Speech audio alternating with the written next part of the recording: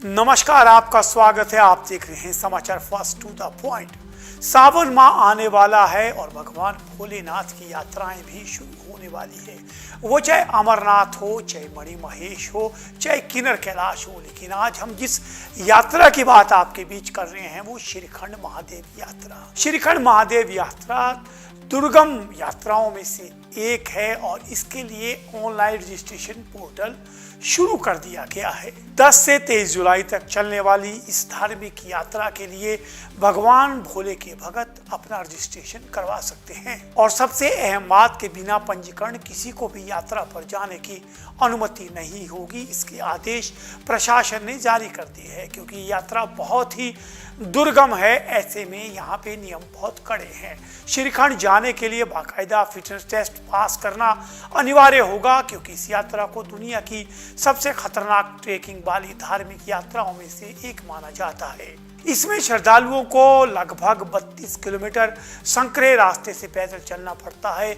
इस दौरान उन्हें बर्फ के 4 ग्लेशियर और चट्टान नुमा पहाड़ियों से गुजरना होता है।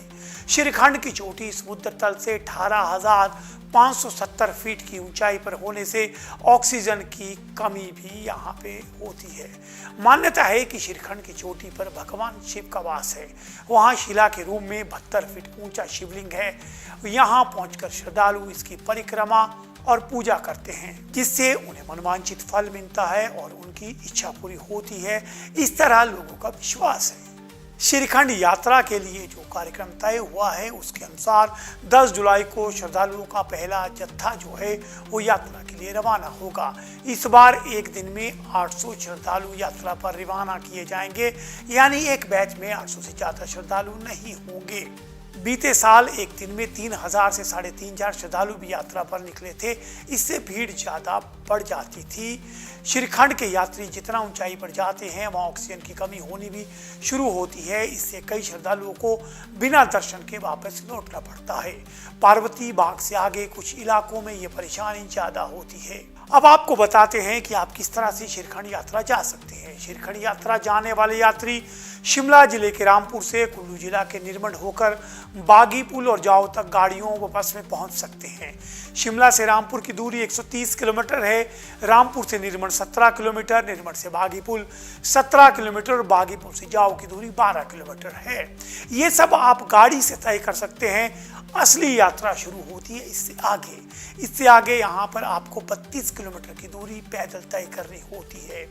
श्रीखंड यात्रा के दौरान रास्ते में पार्वती बाग, भीम द्वार, नैन सरोवर, भीम बही, थाचड़ू, बराटी नाला सहित कई खूबसूरत मनोरम स्थल हैं।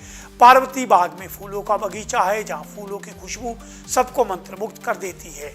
रास्ते में कई तरह की जड़ी बूटियां भी मिलेंगी। श्रीखंड यात्रा की मुश्किलों को देखते हुए प्रशासन भी अलर्ट मोड पर रहता है और यहाँ पर आपको बीच में ग्लेशियर भी मिलेंगे जिन्हें आपको पार करना होता है। श्रीखंड ट्रस्ट समिति और कुल्लू जिला प्रशासन ने यात्रा के रास्तों पर 5 जगह बेस कैंप बनाने का निर्णय लिया है। पहला बेस कैंप सिंहगढ़, दूसरा थाचरू, तीसरा कुंचा, चौथा भीम द्वार और 5वां पार्वती बाग में बनाया जाएगा। इन बेस कैंप में सुविधाएं देने का प्रयास किया जाएगा जो यात्रा में सहायक सिद्ध रहेंगी। इसमें सेक्टर मजिस्ट्रेटों और उनके साथ पुलिस अधिकारी या इंचार्ज के अलावा मेडिकल स्टाफ और रेस्क्यू टीमें भी तैनात की जाएगी। यहाँ दवाओं और ऑक्सीजन की व्यवस्था रहेगी। जहाँ स्वास्थ्य जांच के बाद ही श्रद्धालुओं को आगे भेजा जाएगा।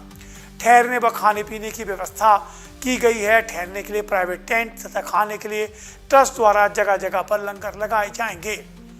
निर्मल के एसडीएम मनमोहन शर्मा ने बताया कि श्रीखंड यात्रा के लिए ऑनलाइन रजिस्ट्रेशन को पोर्टल शुरू किया गया है। इस बार रोजाना 800 श्रद्धालु ही पैदल यात्रा पर भेजे जाएंगे क्योंकि वहां भीड़ ज्यादा होने से रास्ता संकरा है और इतने अधिक श्रद्धालुओं की व्यवस्था करना भी मुश्किल है।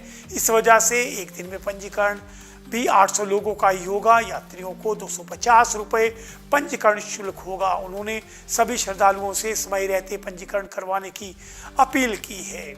बेस कैंप में ऑफलाइन पंजीकरण केवल रेयरेस्ट ऑफ रेयर केस में ही स्वीकार्य होगा। बीते साल बादल फटने से रास्तों को भारी नुकसान पहुंचा है। यात्रा शुरू होने के पहले पूरा रास्ता ठीक कर दिया जाएगा, इसका काम शुरू कर दिया गया है।